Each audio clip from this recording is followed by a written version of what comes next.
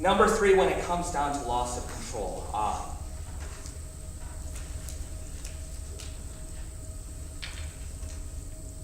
How do you go through something like that and come out normal? I think there's a strange expectation. I think it's an incredibly difficult thing. You know, when veterans come back and we refer to them as heroes, I'm not saying we shouldn't use those terms. Use them when they feel appropriate for it. But how do you come back from a process of seeing other people killed and killing other people and be expected to live a normal daily life? That's just not humanly possible. Those thoughts always carry with you. And how can you ever feel normal again? When it comes down to the idea of personal disassociation, you know, if you open up about something that happened in your past, can that other person accept you? In my own case, when my wife and I did open up our own past, can that relationship be sustained? Because at the end of the day, yeah, there is a huge brick wall between people after something like that. And even two people have shared the closest, most intimate details of those experiences. Yeah, my wife and I pulled off for 5.5 years, then it all blew up in our face. And that's actually quite typical with many people when it comes down to trying to build personal relations after sexual assault.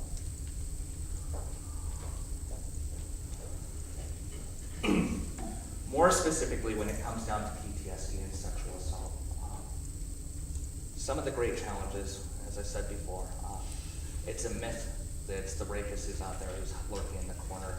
It's oftentimes a friend, a family member, sometimes a husband. If you weren't aware of this, you know, if a wife says no, even if she's married to the person and the man continues to have sex, that is rape.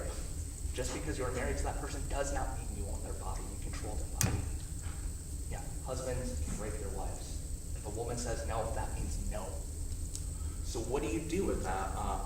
Particularly, you know, one of my challenges when I was a kid, I didn't know what to say because my cousin was our primary babysitter. If I had said something that could have impacted the family structure, it could have destroyed our family structure.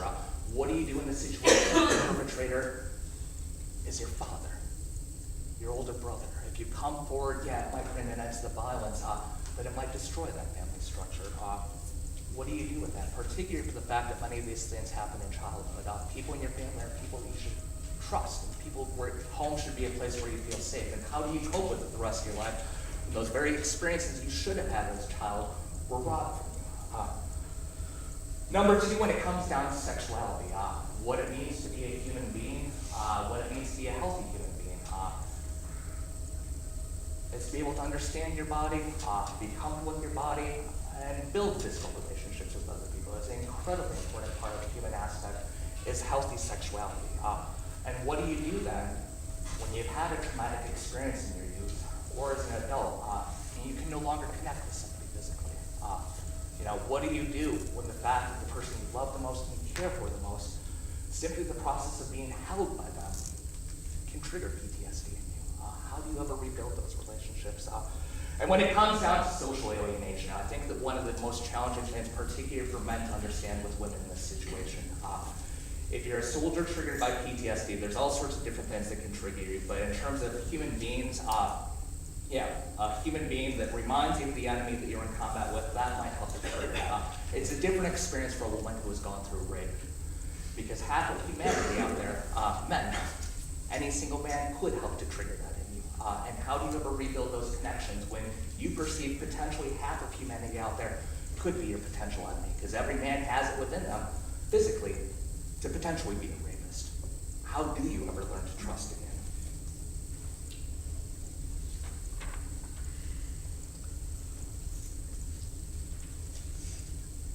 I've intentionally not used the names on any of these people, even though this is stuff I get off from the internet, because I very much believe in keeping people's privacy when it comes to these things. But I'd like to share a couple of stories here about survivors of sexual assault, not talking about the experience themselves, but what they've had to deal with afterwards.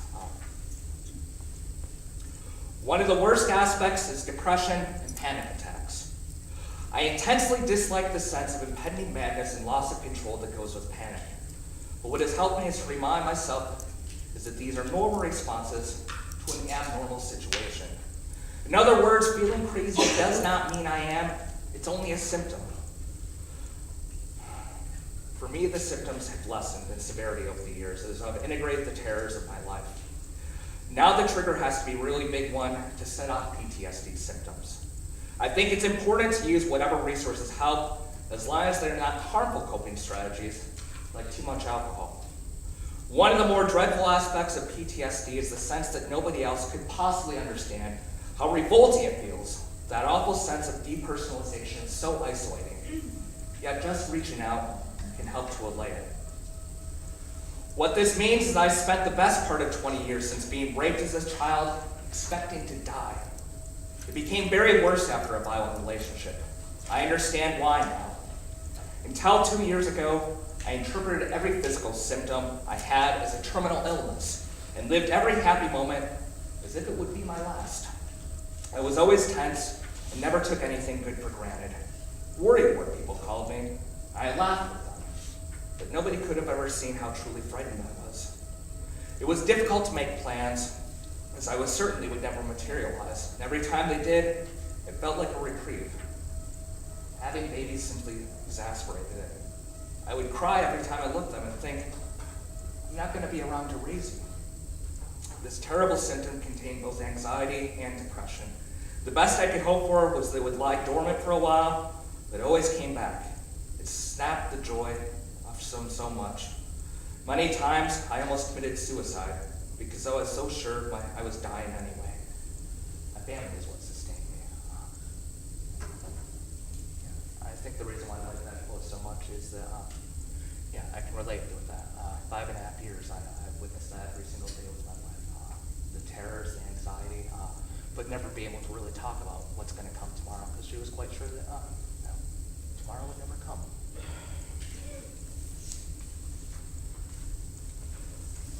I think that one of the biggest challenges then of overcoming PTSD and trying to live a quote-unquote normal life afterwards is how to connect with another human being. And for that partner who tries to engage the person who's coping with PTSD, it's incredibly challenging.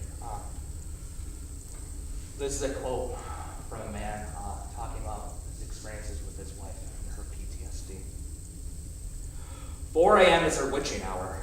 She wakes each morning with adrenaline coursing through her veins.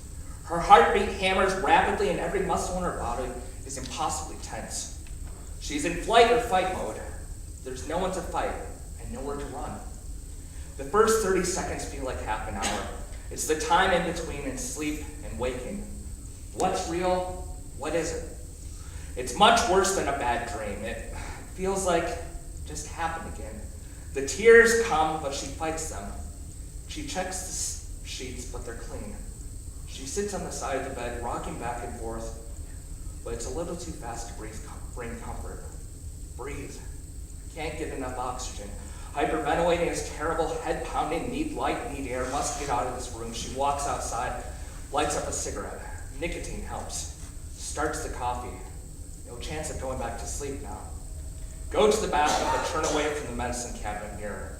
Cold water on her face stings, but feels real. Still avoiding the mirror, can't stand the image there. She needs a shower, but it doesn't feel okay to do that yet. Settle in with some readings, perhaps daily affirmations. Get centered. Prayers are sent, but are often futile. We talk about how she copes, how she sees herself, how she struggles to have self-control. She confesses what she sees as sin. I feel like a little girl a lot of the time. She finds it hard to believe that I've known a lot of adults who feel like children. I ask her to recall how she's described feeling broken when we first met. She nods. We've talked about defining moments in her life, the first at age 8. She was never free to be innocent, and her emotional growth was arrested by ongoing sexual trauma and abuse. She's 35. Physically, she feels like she's 80. In the outside world, her composure and behavior is that of a very successful professional. Emotionally and internally, she's somewhere between 8 and 16, depending on her feelings, stress, and levels of anxiety. She lives with PTSD and anxiety disorder. She experiences vivid nightmares, flashbacks, and intrusive thoughts. She has co-occurring panic attacks and depression. Her prognosis is good and getting better, but the work ahead of her is hard.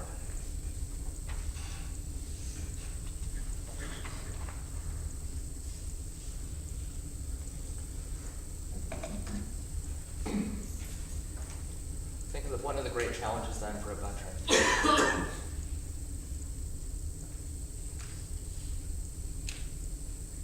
is if you admit something emotional on the inside, does that somehow make you less courageous? And I think sometimes with the culture of the military, it's very difficult to come forward and be honest about feelings. There's a quote here from General John Kelly.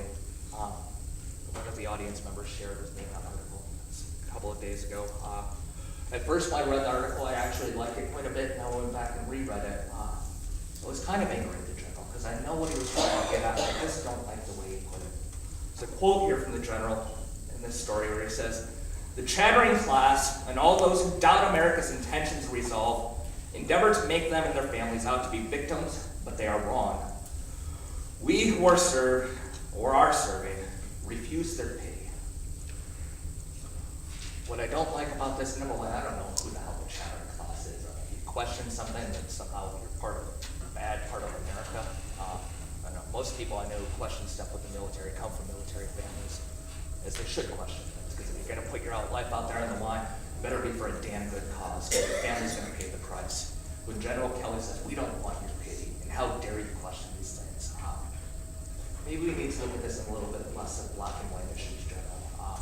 And I understand the general has been through a lot himself and his entire family. But on the flip side, maybe we don't need to take such a manly response to this. And maybe it's okay to say, maybe I need a little pity, and maybe I'm hurting, and maybe I'm not courageous right now, and that's okay. One of the other big confusing things of being a soldier versus being a victim of sexual abuse is the soldier has to play the dual role psychologically as both victim of violence and perpetrator of violence. And how do you deal with that duality? Because on the one hand, your job is to protect people and protect the people around you and to protect your own lives. But at the same time, your job as a soldier is to inflict violence on a perceived enemy. And what do you do when you're both a participant and a victim of violence? It becomes an incredibly confusing aspect. One of the other things we need to keep in mind when it comes down to accessibility of resources. For those of you who come from military families, you can well relate to this. For those of you who have not experienced this, it is wonderful that we have Veterans Administration, we have Veterans Hospitals, and people say, honor the troops, all this and that and the other. But Uncle Sam, put your money where your mouth is. Because if you've ever gotten a chance to spend any time at VA hospital and to see how we honor those troops when they come back, it's goddamn deplorable. And that's not how you honor a soldier. You give them the assistance personally and give your family the support. Don't just slap a bumper sticker on the back of your car when a family has somebody overseas. Go out and mow the lawn. Bring them some cupcakes. Do anything. Just say, you want to talk. Don't give cliche statements about service, because that's not what honoring the troops is about. Got a number of testimonies here then of people who have gone through the VA system and what they've experienced as a soldier returning from combat. This first one says, I am a VA patient. I served in Baghdad for a year in 2006. I started going to the VA for counseling after getting tired of drinking, breaking down, fighting, and generally feeling like I wanted to strangle someone at all times. That was 2009. I took the counseling seriously because I had a new girlfriend that I didn't want to be subject to my breakdowns. I was satisfied with the care I got for the most part. But when I applied for VA disability, things changed. After 2 years, I finally got a response to my disability application. It said that my PTSD adjustment disorder was not connected to my military service. I was furious. Never been shot at in civilian life. I haven't lost an adopted child to a suicide bomber in my civilian life. And I haven't had to listen to a man's death over the medevac frequency in my civilian life. All those things happened during my year in Iraq. But my PTSD is probably just related to my peers working at UPS or something.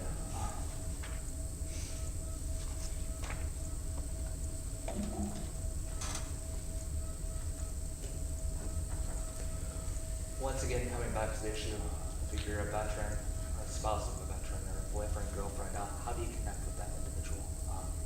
Because it's tough, particularly if you encourage that individual to get assistance, and the assistance they get is lousy.